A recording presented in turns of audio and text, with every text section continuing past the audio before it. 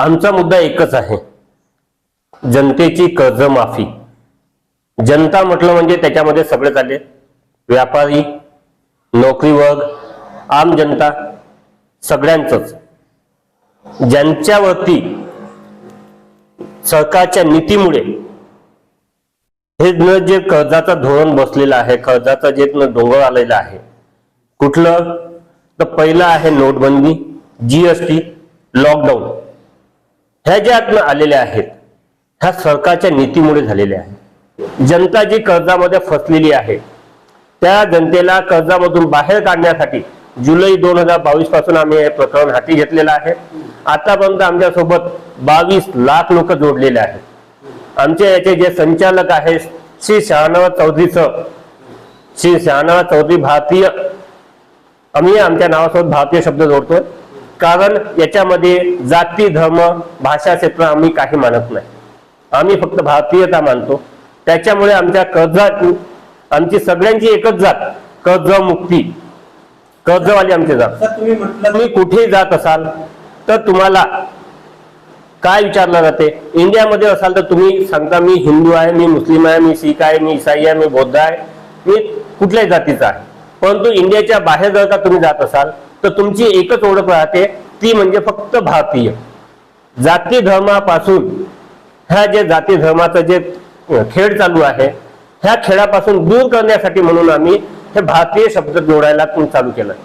आतापर्यंत तुम्ही फेसबुकवरती जर का पाहाल तसाल तर तुम्हाला लाखो लोक असे भेटतील की ज्यांनी आपल्या नावाच्या नंतर भारतीय शब्द जोडलेला आहे। तुम्ही म्हणालात की भारतातले 22 लाख लोक, हे 22 लाख लोक नाही, 22 लाख फॅमिली आहे। 22 लाख फॅमिली म्हटलं म्हणजे एका फॅमिलीमध्ये 4 लोक येतात, एक आपण पकडतो म्हटलं तर, म्हणजे 88 लाख लोक आमच्या सोबत आतापर्यंत जोडलेले आहेत। आणि हा आकडा रोजच्या रोज वाढत चाललेला आहे।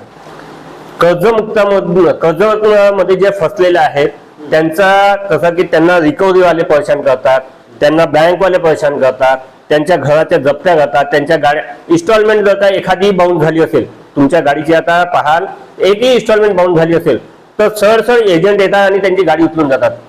आम्ही त्यांना काय करतो की आरबीआयचे नॉर्म्स काय आहे, बँकेचे नियम काय आहे ते त्यांना आम्ही सांगतो। म्हणजे आरबीआय काय म्हणतोय की सकाळी 8च्या आधी आणि रात्री 7च्या नंतर कोणीही रिकव्हरी एजंट तुम्हाला फोन करू शकत नाही।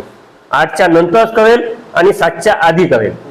तो तुम्हाला जर का भेटायला यायचं असेल तर तो तुम्हाला फोन करूनच येईल। आणि आरबीआयचा पुन्हा एक नियम हे म्हणतो की तो रिकव्हरी एजंट तुमच्या घरी येऊ शकत नाही, तुमच्या घराच्या आतमध्ये येऊ शकत नाही, तुमच्या फॅमिलीला सुद्धा तो डिस्टर्ब करू शकत नाही। परंतु आताचे जे रिकव्हरी एजंट आहे ते जोर जबरदस्तीने तुमच्या गाड्यावर छिनतील, तुमच्या घरावर जप्ती आणतील, हे काम करत आहेत। बँकेलाही नियम राहतात, परंतु बँकवाले काय करतात, एक इन्स्टॉलमेंट बाउंस झाली, 2 इन्स्टॉलमेंट बाउंस झाली तर त्याला फोन करून चालू करतात, त्याला एनपीए करतात जबरदस्तीने, आणि एनपीए करून त्याचं घर कसं जप्ती केलं जाईल याचं ते नियम पाहतात। आताच आमच्या समोर एक बँकेचं असं हे आलंय की त्यांनी 8 लाखाचं लोन घेतलं होतं, त्यांनी भरू 4 वर्षामध्ये त्यांनी जे भरलंय ते 25 लाखापर्यंत भरलंय।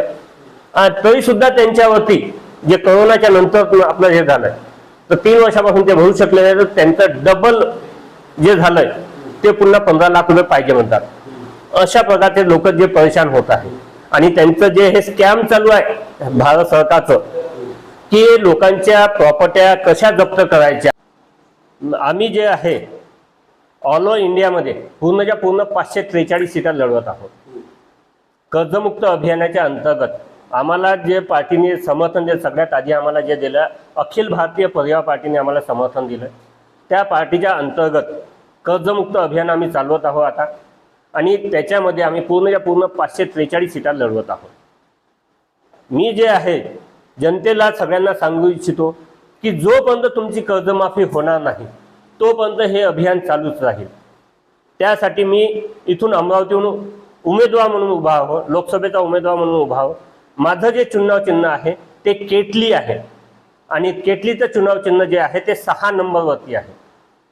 माझं जनतेला हे एकच अपील आहे की तुम्ही घरातून जास्तीत जास्त संख्येने बाहेर निघा, तुमच्या मुलाच्या भविष्यासाठी तुमच्या मुलांच्या भविष्यासाठी, तुमच्या रोजगारासाठी आणि तुमच्या कर्जमाफीसाठी केटलीला निवडून आणा।